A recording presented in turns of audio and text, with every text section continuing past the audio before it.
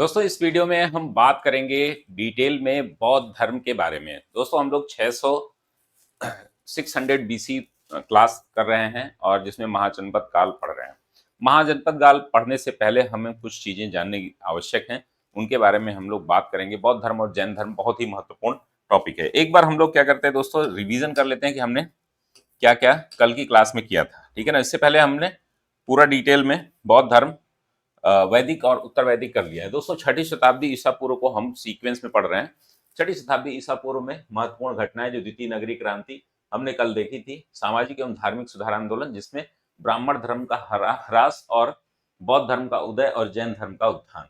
इसको हम ब्राह्मण धर्म का ह्रास जो है इसको हम लोग थोड़ा सा लास्ट में देखेंगे और बताएंगे भी कि किस प्रकार से इन दोनों ने ब्राह्मण धर्म के विरोध में जैन और बौद्ध धर्म ने अपना विकास किया था, ठीक है ना। तो इसमें आज हम लोग पढ़ेंगे बौद्ध धर्म के बारे में। कल हमने डिटेल बात की थी दोस्तों कि क्रांति क्या होती है, प्रथम नगरी क्रांति क्या हुई, द्वितीय नगरी क्रांति कैसे हुई, कब हुई, उनमें क्या समानता है, क्या अंतर है, उनके बारे में, क्षेत्र आदि के बारे में हमने बात की थी।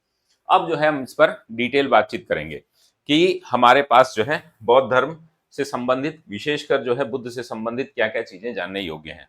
नमस्कार दोस्तों, मैं धनंजय सिंह आप सभी का स्वागत करता हूं आपके अपने चैनल अभियान सिविल सर्विसेज पर। और इसमें हम लोग डिटेल बातचीत कर रहे हैं 600 शताब्दी ईसा पूर्व के प्रमुख तथ्यों पर, और इन तथ्यों से संबंधित जो है हम आज बात करेंगे बौद्ध धर्म से संबंधित जो प्रमुख तथ्य हैं।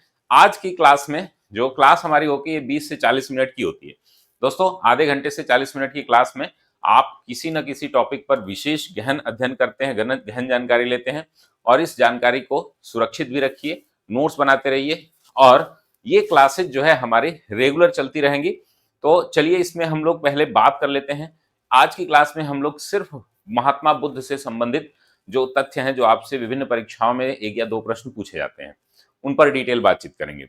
बौद्ध धर्म से संबंधित जो तथ्य हैं उन पर हम लोग कल बात करेंगे, जैसे उनका अष्टांगिक मार्ग क्या है, उनका जो है प्रतीत समुत्पाद क्या है, उनका जो है धम्म चक्र प्रवर्तन, या उनके बारे में अगर हम 4 आर्य सत्य बोलें वो सब क्या है, मध्यम मार्ग क्या होता है, इस पर हम लोग जो उनकी दार्शनिक विचारधाराएं हैं उस पर हम लोग, और बौद्ध धर्म के सफलता के कारण के बारे में हम लोग कल की क्लास में पढ़ेंगे। आज की क्लास में हम बुद्ध जो है उनके जीवन से संबंधित प्रमुख घटनाएं हैं, उन घटनाओं से ज्यादा प्रश्न पूछे जाते हैं, उन पर हम लोग डिटेल बातचीत करेंगे। तो चलिए शुरू करते हैं। अभी हम लोग यहाँ पर देखेंगे दोस्तों कि हमारा प्रमुख उद्देश्य यहाँ पर क्या है, कि हमें जो है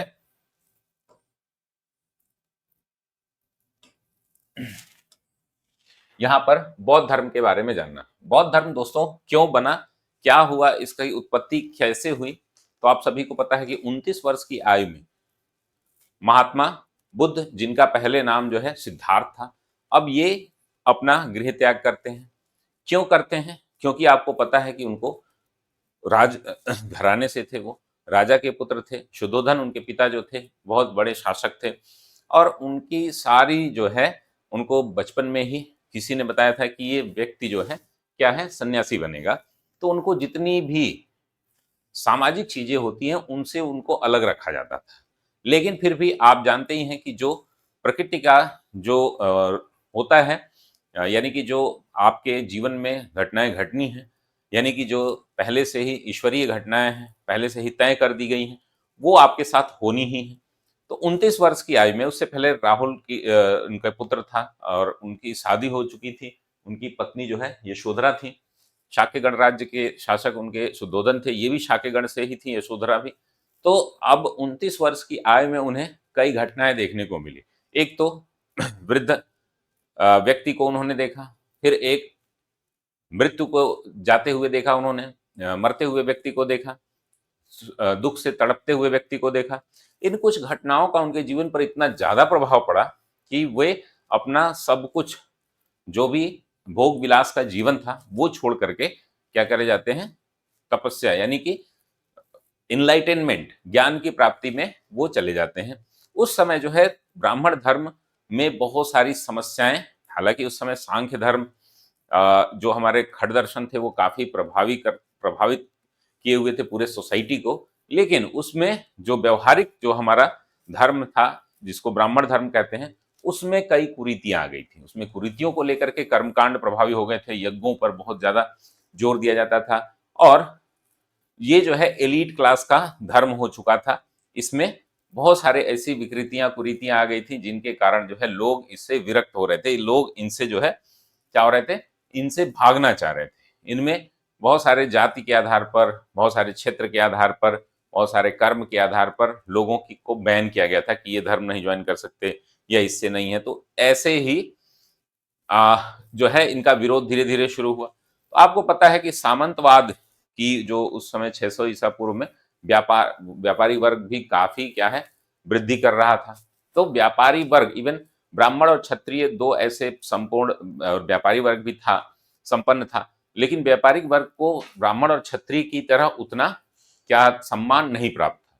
तो ये बहुत तेजी से जब बुद्ध ने अपने ज्ञान देने शुरू किए, अपने धर्म का प्रचार करना शुरू किया, तो बहुत तेजी से व्यापारी वर्ग इनकी तरफ आकर्षित हुआ और उनके प्रचार प्रसार में धन का जो है इन्वेस्टमेंट भी होने लगा, जिससे कि क्या हुआ कि बहुत तेजी से प्रचार प्रसार हुआ और बहुत सारे राजा, बहुत सारे शासक जो है इनसे जुड़े और इनका प्रचार प्रसार करने में भी मदद की और खुद भी उन्होंने बौद्ध धर्म अपनाया, जिसमें बिंबिसार, उदयन, आप अजात शत्रु, ऐसे प्रसेनजीत, ऐसे शासक थे जिन्होंने बौद्ध धर्म स्वीकार भी किया और साथ ही साथ उसका प्रचार प्रसार भी किया। ठीक है ना। इसके बारे में हम लोग डिटेल बातचीत करेंगे। तो आपको समझ में आ गया कि बौद्ध धर्म बना क्यों। बौद्ध धर्म में महात्मा बुद्ध जो थे वो ज्ञान की प्राप्ति के लिए निकले। तो महात्मा बुद्ध से संबंधित कुछ तथ्य हैं। जैसे यहाँ पर पहला तथ्य हम देखेंगे कि इनका जन्म 563 बीसी यानी कि ईसा पूर्व में लुम्बिनी नेपाल में हुआ है। अब ये प्रश्न बनता है, छोटे एग्जाम होंगे, वनडे एग्जाम होंगे, उसमें जरूर ये प्रश्न पूछा जाएगा, क्योंकि अभी इसको लेकर के काफी विवाद है।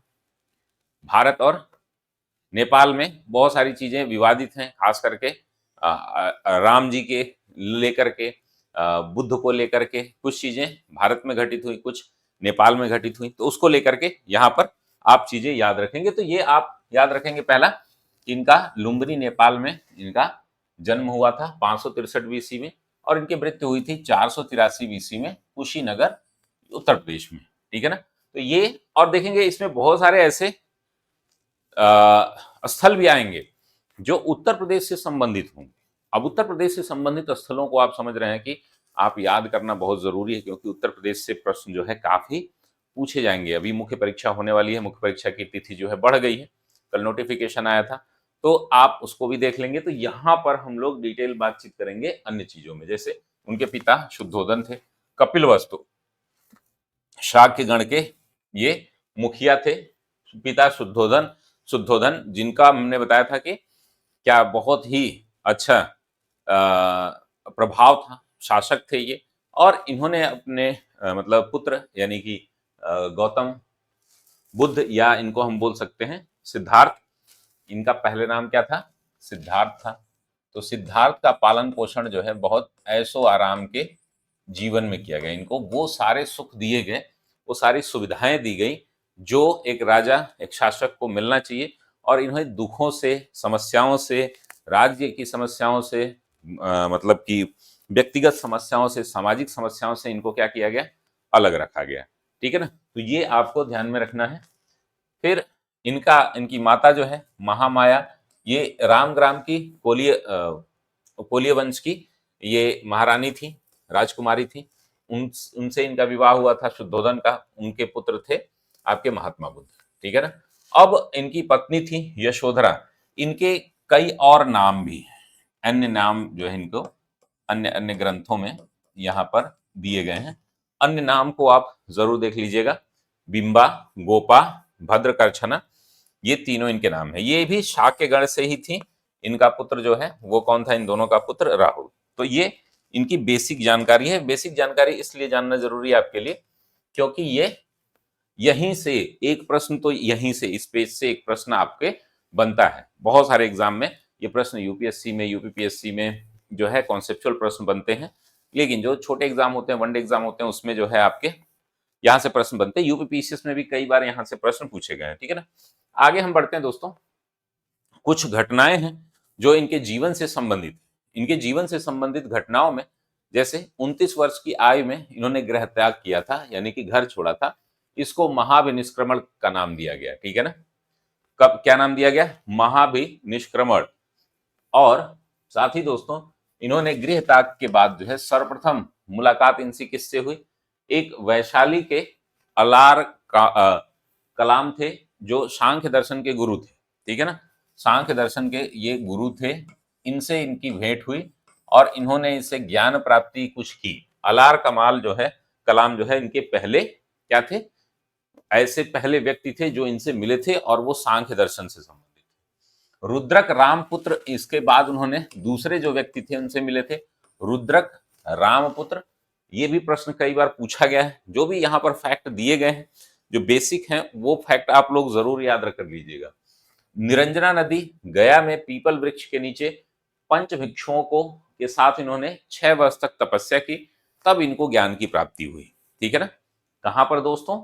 निरंजना नदी के नीचे, गया, निरंजना नदी के किनारे गया पीपल वृक्ष के नीचे पंच भिक्षुओं के साथ इन्होंने तपस्या की। कितने वर्ष तपस्या की? 6 वर्ष तपस्या की। अब उरुवेला की एक सेनानी की पुत्री सुजाता है, उसने खीर खिला करके इनकी तपस्या को भंग किया, ठीक है ना। उसके बाद इनको ज्ञान प्राप्ति हुई। ज्ञान प्राप्ति जो है पुनः 7 दिन तक इन्होंने समाधि में बिताया, रहने के बाद इनको ज्ञान की प्राप्ति, यानी कि 6 साल तक इन्होंने घोर तपस्या की। एक लड़की है, सेनानी की लड़की सुजाता, जिसने इनको खीर खिला करके इनका जो है तपस्या इनकी भंग की। फिर से इन्होंने 7 दिन की तपस्या की और वहीं से इनको ज्ञान प्राप्ति हुई। जैसे ही इनकी ज्ञान प्राप्ति होती है, इसको हम बोलते हैं इनलाइटेनमेंट।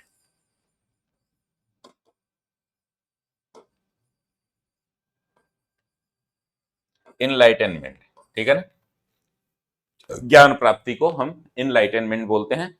अब यहां से 3 तथ्य बदल जाते हैं आपके। कौन कौन से? पहला तथ्य तो ये बदल जाएगा कि इनका नाम सिद्धार्थ से बदलकर क्या हो जाएगा? महात्मा बुद्ध। इससे पहले इनका नाम क्या रहता है? सिद्धार्थ रहता है, ठीक है ना। जब ज्ञान प्राप्ति हो जाती है तो इनका नाम हमेशा के लिए, अब आज हम लोग सिद्धार्थ न बोल करके क्या बोल रहे हैं? महात्मा बुद्ध बोल रहे हैं। तो ये नाम उनका कहां से बदला? यहां से। जिस वृक्ष के नीचे ये तपस्या कर रहे थे, पीपल वृक्ष था, इसको बोधि वृक्ष कहा जाने लगा। और जिस स्थान पे इन्होंने तपस्या की उसको बोध गया कहा जाने लगा। यानी कि बोलते हैं ना कि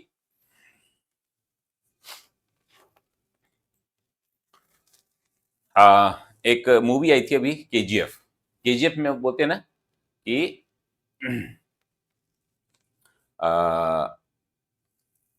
प्लेसेस मेक्स पीपल पावरफुल, ठीक है ना। लेकिन आपको पता है कि पावरफुल पीपल मेक्स, दूसरी वाली जो आई थी केजीएफ 2, उसमें उल्टा हो गया था कि powerful people makes places powerful.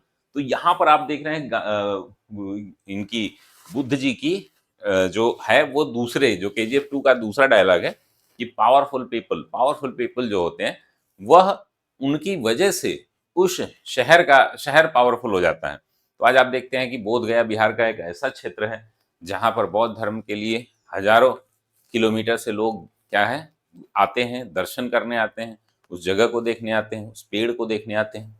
अब ये जो पेड़ था बोधि वृक्ष इसको कहा जाने लगा, और इसी को गौड़ वंशीय शासक शशांक द्वारा जो है इसको काटा गया था, ठीक है ना। ये शैवायत था, शैव धर्म से संबंधित था। किससे? शैव धर्म से। इसने जो है इसको काटा था। बीच में जो है आपने देखा था कि बौद्ध धर्म के उत्थान के बाद जो है इसका ह्रास भी बहुत तेजी से हुआ था, जिसमें बहुत सारी कुरीतियां जो है इसमें आ गए। हीनयान, महायान और अन्य से जो दर्शन हम देखेंगे, बहुत सारे दर्शन इसमें जुड़ने लगे। बहुत सारी जो है कर्मकांडों को इसमें शामिल कर लिया गया। जो बुद्ध ने जिसको नकारा उसी को फिर से बुद्ध की मूर्ति बनाई जाने लगी, स्तूप बनाए जाने लगे, उसमें पूजा की जाने लगी। तो ये सारी चीजें जिसका बुद्ध ने खुद विरोध किया था, उसी को अगर सपोर्ट किया जाए तो वो भी विचारधारा के विरोध में है। तो ये कर्मकांड जब इसमें शामिल होने लगे तो वो भी ब्राह्मण धर्म की तरह जो है, और ब्राह्मण धर्म ने काफी सुधार कर लिया अपने अंदर। तो फिर से जो है एक बार वर्चस्व बढ़ेगा ब्राह्मण धर्म का। तो अभी हम लोग उसको बाद में देखेंगे, ठीक है ना। अब हम देखेंगे इनका प्रथम उपदेश जो है वह पंचवर्ष वर्गीय ब्राह्मण को सारनाथ में इन्होंने दिया था। और इस घटना को क्या बोलते हैं? धम्म चक्र प्रवर्तन। धम्म चक्र प्रवर्तन या धर्म चक्र प्रवर्तन दोनों एक ही है, ठीक है ना। अगर आप पाली भाषा में देखेंगे तो धर्म को धम्म कहा गया है। तो कई जगह धर्म चक्र प्रवर्तन लिखा गया है, कई जगह धर्म चक्र प्रवर्तन लिखा गया है, तो ये दोनों एक ही है। तो इसको लेकर के कंफ्यूजन ना हो आप लोगों को, इसलिए मैंने इस दोनों को लिख दिया, ठीक है। उसके बाद दोस्तों प्रथम शिष्य इनके तपस्सु और मल्ली थे, जो शूद्र बंजारे थे, ठीक है ना। इसमें आप याद रखेंगे कि जो पहले शिष्य थे इनके वो कौन थे, शूद्र बंजारे थे, जिनका नाम तपस्सु और मल्ली। आनंद के कहने पर संघ में महिलाओं का प्रवेश की अनुमति दी थी, जिसमें वैशाली में इन्होंने प्रवेश जो है किया था। और इसमें वैशाली, आप इसको याद कैसे करते हैं कि भाई महिलाओं को अनुमति कैसे मिली, तो वैशाली महिलाओं का ही नाम होता है, तो वैशाली आप नाम याद रख लीजिएगा। वैशाली में जो है कौन कौन सी, पहली जो इनकी माता जो थी, जो मौसी, जो लालन पालन इन्होंने किया था प्रजापति गौतमी ने, तो प्रजापति गौतमी जो है इनकी पहली शिष्या थी, इनकी मौसी। उसके बाद नंदा और यशोधरा। यशोधरा जो है उनकी इसकी प्रसेनजीत की मेरे ख्याल से पत्नी थी। ये तीनों जो लोग जो है इनकी पहली शिष्याएं थी संघ में। हालांकि इन्होंने संघ में जो है महिलाओं की, देखिए बौद्ध धर्म में बहुत सारे लोगों को अनुमति नहीं थी, जैसे ऐसे लोग जो अपंग हो यानी कि जैसे कि किसी कोई लंगड़ा है तो वो क्या करेगा, भिक्षावृत्ति इनका मेन वो था कि भाई हमें भिक्षावृत्ति से अपना पालन पोषण करना है, लेकिन पालन पोषण को हमें एज अ रोजगार नहीं लेना है, जिसको जो इच्छा होगी वही देगा। और इवन अब बोला जाता है ना कि ये शुद्ध शाकाहारी धर्म है, लेकिन आपको पता है कि जो बुद्ध की मृत्यु होती है वह सूकर मांसस खाने से होती है। लोग उसको बोलते हैं कि सुअर का मांस खाने से फूड पॉइजनिंग हो गई, इसलिए उनकी डेथ हो गई, ठीक है ना। तो उसमें ये था कि बौद्ध धर्म में ये है कि प्यार से अगर आपको भिक्षा में कोई कुछ भी दे दे तो आपको वो ग्रहण करना ही है। भिक्षा में आप ये नहीं कह सकते कि हम ये लेंगे हम ये नहीं लेंगे, भिक्षा में जो मिले उसे ग्रहण करके सोना है, तो ये माना जाता है। तो यहाँ पर महिलाओं की अनुमति बुद्ध क्यों नहीं चाहते थे, क्योंकि वे कहते थे कि अगर महिलाएं जो है संघ में शामिल होंगी तो यहाँ से हमारा धर्म जो है यानी कि बौद्ध धर्म जो है वो क्या हो जाएगा, करप्ट हो सकता है, इसमें जो है कुरीतियां आ सकती हैं। लेकिन बौद्ध धर्म की व्यापकता को बढ़ाना भी बहुत आवश्यक था, इस वजह से महिलाओं को शामिल कर लिया गया। हालांकि वहां से देखेंगे आप धीरे धीरे ह्रास शुरू हो जाता है, लेकिन महिलाओं को शामिल करना न करना ये अलग बात है। लेकिन जो उनकी परंपराएं थी, जो उनका रहन सहन था, उसमें महिलाएं फिट नहीं बैठती थी, ठीक है ना। इस वजह से बुद्ध ने इनको अलग किया था, ठीक है ना। लेकिन आनंद ने इनको गृहिणी के रूप में रहते हुए बौद्ध धर्म के संघ में शामिल होने की अनुमति दे दी थी, जिसके कारण जो है ये संघ में शामिल कर लिए, ठीक है ना। वर्षावास क्या होता है दोस्तों, एक टर्म आपसे बार बार पूछा जाएगा। वर्षावास होता है कि बौद्ध धर्म जो है पूरी तरीके से भिक्षु आधारित है, यानी कि ये कुछ भी ग्रहण करेंगे भिक्षा के द्वारा मांगे जाने पर ही ग्रहण करेंगे, यानी कि जो भिक्षा में इनको मिलेगा वही ये खाएंगे, उसी को खाएंगे और जितना मिलेगा उतना ही खाएंगे, कम मिले अधिक मिले जो भी है। तो आप देखते हैं कि उत्तर भारत में ये धर्म ज्यादा पहले शुरुआत इनकी उत्तर भारत में ही, खास करके बिहार और उत्तर प्रदेश नेपाल आदि के क्षेत्रों में ये ज्यादा प्रभावित। 10 महाजनपद काल में आप समझ ही रहे हैं कि इन्हीं क्षेत्रों में गंगा यमुना दोआब में ही मुख्य क्षेत्र था। अब इसमें क्या था कि ठंड में और गर्मी में तो कोई दिक्कत नहीं थी, भिक्षु लोग भिक्षा मांगते थे और खाते पीते थे। लेकिन अब समस्या आती है कि वर्षा जब होती थी तो कहीं इन लोगों को बिहार में रहना पड़ता था। बिहार में यानी कि जहां पर ये लोग निवास करते थे, वर्षावास उसी को बोला जाता था, यानी कि 3 महीने वर्षा काल में ये लोग बिहारों में रहते थे, उसी को वर्षावास कहते थे। अब वर्षावास जो है, सर्वप्रथम वर्षावास इन्होंने कहाँ किया था, सारनाथ में किया था। अब ये चीजें आपको याद रखनी है, सब प्रश्न पूछे गए हैं, ठीक है ना। सर्वाधिक वर्षावास इन्होंने कहाँ किया था, श्रावस्ती, जो कौशल की राजधानी थी, ठीक है ना।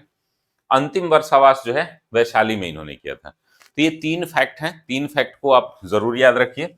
साथ ही दोस्तों जेतवन बिहार के बारे में, हम कुछ बिहार हैं जिसमें बुद्ध से संबंधित कुछ कार्य हुए हैं और इनको मिलान के लिए, सुमेलित करने के लिए बार बार आपसे पूछा जाता है, ठीक है ना। तो इसमें जो है पहला है आपका जेतवन विहार।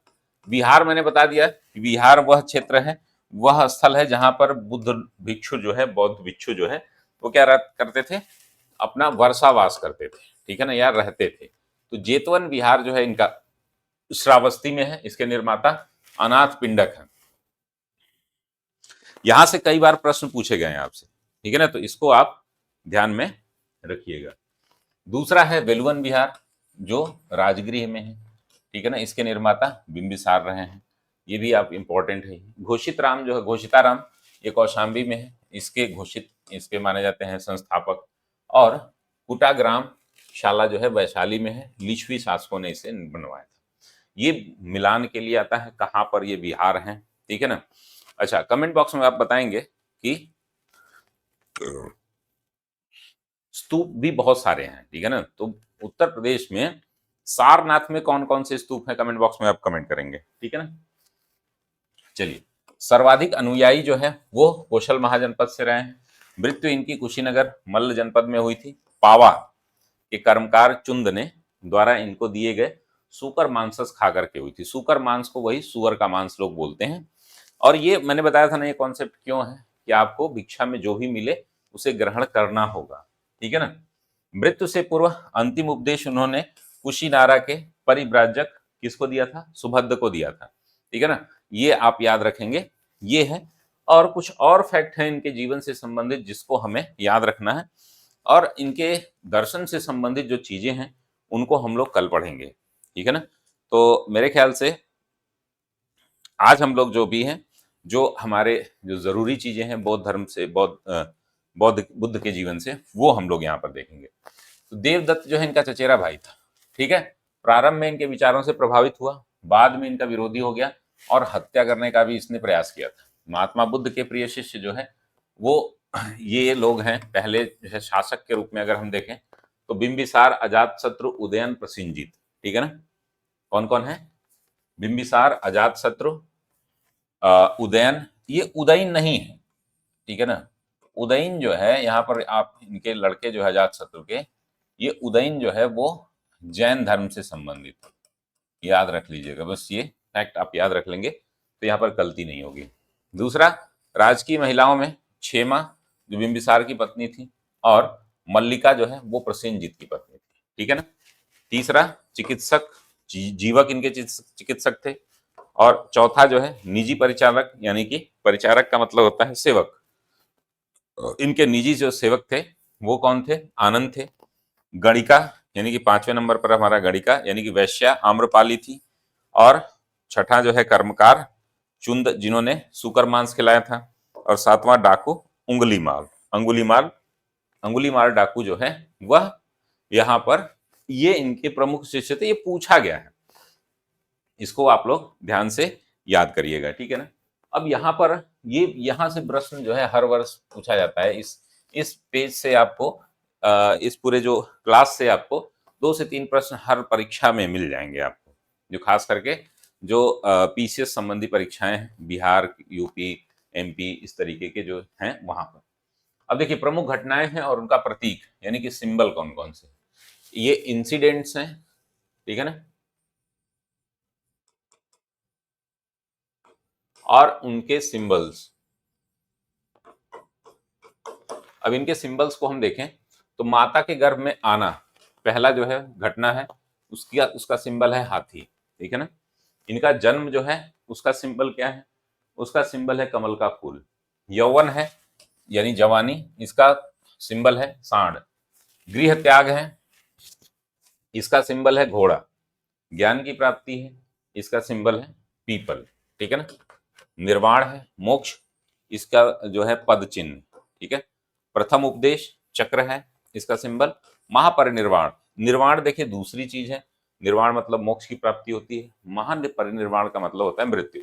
मृत्यु का जो सूचक है यानी कि प्रतीक है वो स्तूप है, ठीक है ना। तो ढेर सारे स्तूप आपको मिलेंगे जिनमें इनके मृत्यु से संबंधित अवशेषों को रखा गया है। तो ये रही कंप्लीट जानकारी आपके आज के क्लास की।